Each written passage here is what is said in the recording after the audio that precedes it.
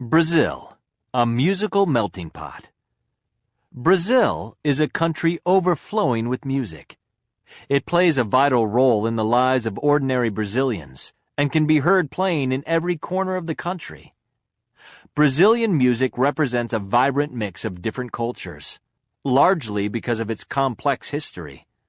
While indigenous music from the original inhabitants of the area is present in modern form, it is mixed with foreign influences, namely from Portuguese colonizers and their African slaves who landed on Brazilian shores in the 19th century. As a vast country of many states, Brazil's music is regional, with each section contributing distinct musical genres. Portuguese song forms such as fado are prevalent in Brazilian music, and Portuguese influences can be found in the mournful and poetic lyrics, the exquisite melodies, and the use of accordions, guitars, and violins. While Portugal has contributed greatly to the culture and, of course, the language, Brazil also witnessed the arrival of settlers from Germany, Italy, and many other countries, including Lebanon and Japan. The African influences include energetic drumming and dancing forms. These are largely expressed through communal traditions like circle dances, with people gathering to make music together. This potent music also drives the energy in martial art forms, such as capoeira. As in Cuba and Haiti, Brazilian Africans were able to retain a great majority of their music, dance, and spiritual traditions. These traditions, combined with other elements, have resulted in some of the most vibrant and celebrated music in Brazil. This music was often accompanied by dance elements that were viewed as indecent back then because of the close contact between dancers. Nevertheless, both music and dance became increasingly popular and was eventually embraced by the public. Centuries later, Brazil would again shock the world with dance forms such as samba. Samba is a distinct music and dance genre that dates back to the colonial period.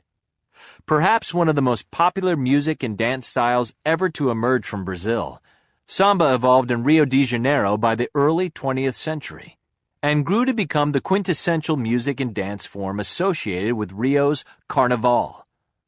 Carnival has since grown to become Brazil's biggest and best-known festival, with 5.3 million people taking part in street parties and an estimated 1.1 million people visiting Rio. The popularity of samba also gave rise to many sub-styles, leading to one of the country's most popular genres to date, samba reggae.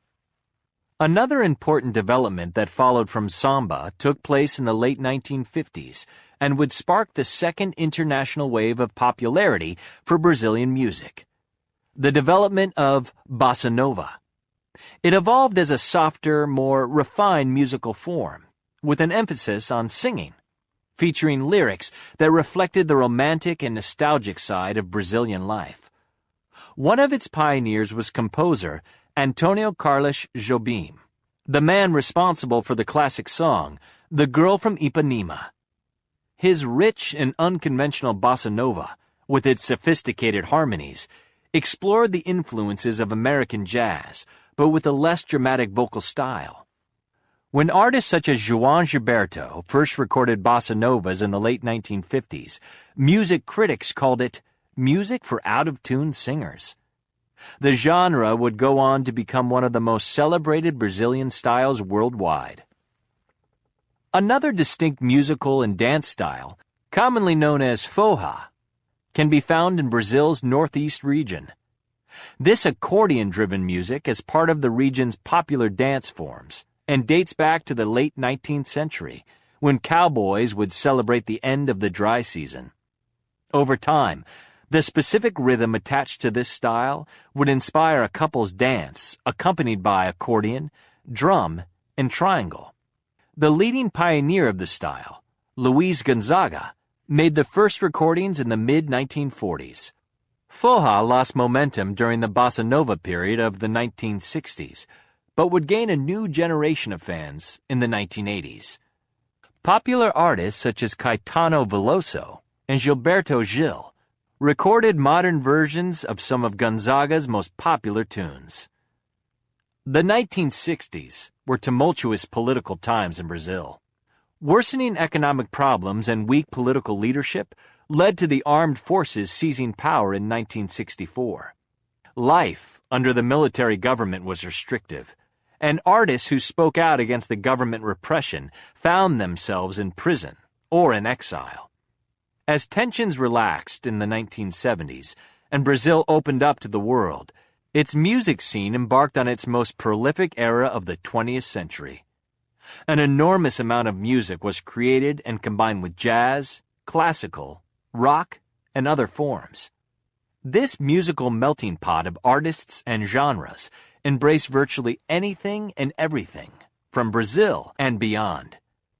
It made possible numerous collaborative opportunities between Brazilian artists and their international peers. Even samba found a new audience outside of the carnival. More modern harmonies and electric instruments brought it into nightclubs to be enjoyed by a new, younger audience. While native tribes in the Amazon retain their ancient musical traditions dating back centuries, Brazilian music continues its extraordinary journey from tradition to modernization. It keeps the world moving to its infectious beat.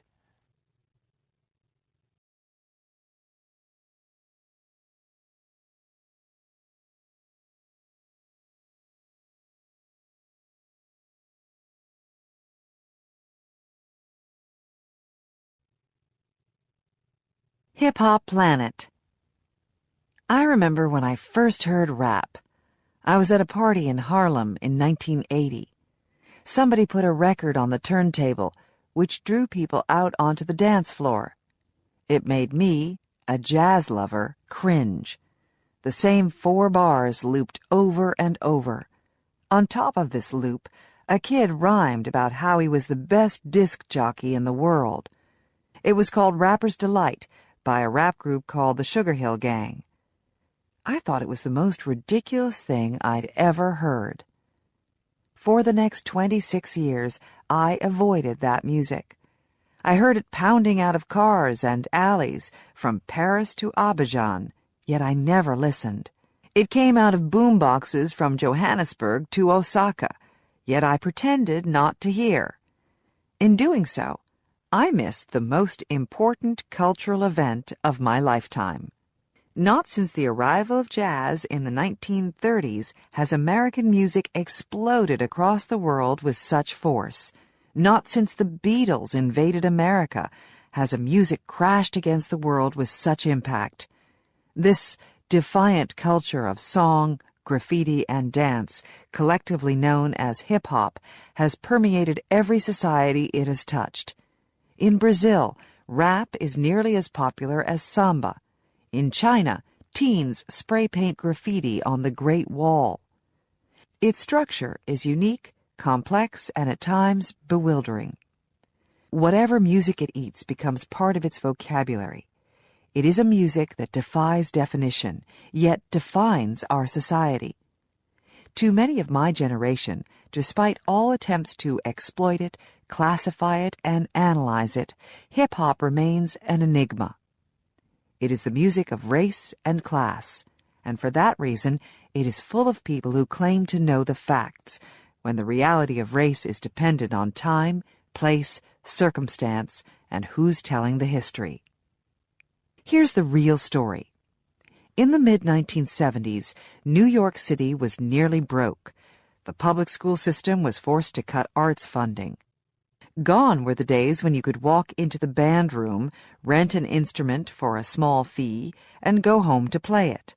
The kids of the South Bronx and Harlem, used to making do with what they had, improvised. In the summer of 1973, a black teenager named Africa Bambata set up a speaker in his mother's living room window, ran a wire to the turntable in his bedroom, and set the neighborhood alight with party music. At the same time, a Jamaican teenager named Cool DJ Herc was starting up the scene in the East Bronx, while a technical whiz named Grandmaster Flash was doing the same a couple of miles south. The Bronx became a music center for Puerto Ricans, Jamaicans, Dominicans, and Black Americans. These early pioneers would get together to do battle, dance, trade rhymes, check out each other's records and equipment, not knowing that they were writing musical history. Among them was a man named Lovebug Starsky, who was said to use the phrase hip-hop between breaks to keep time. This is how it worked. A DJ played records on 2 turntables. Someone else served as master of ceremonies, or MC. DJs moved the record back and forth under the needle to create a scratch, or to drop the needle on the record where the beat was the hottest, playing the break over and over. MCs rapped over the music to keep the party going. Dance styles were created. In fact, the focus initially was not on the MCs, but on the dancers. Radio stations ignored it, so DJs sold mixtapes out of their cars. Rapper's Delight made its way onto the radio in 1979. That is the short history. Here is the long history. Spoken word music made its way to the U.S. on slave ships centuries ago. Hip-hop's roots can be traced to the dance, drum, and song of these West African storytellers, the painful journey of slaves manifested in its pairing of word and music. The spiritual music of early slaves drew on common elements of African music, such as call and response. The verbal duels, rhymes, and stories of blacks outsmarting whites were defensive, empowering strategies. After 26 years, I have come to embrace this music. Hip-hop culture is not mine, yet I own it. Much of it I hate, and yet I love it, the good of it. To confess a love for a music that at least in part embraces violence isn't an easy thing to do. At its best, hip-hop speaks to a lost and angry youth, a youth living in a world where 2% of the Earth's adult population owns more than 50% of its household wealth. This music that first exposed the inner culture of America's greatest social problem, its legacy of slavery, has taken its message and its dream to the world.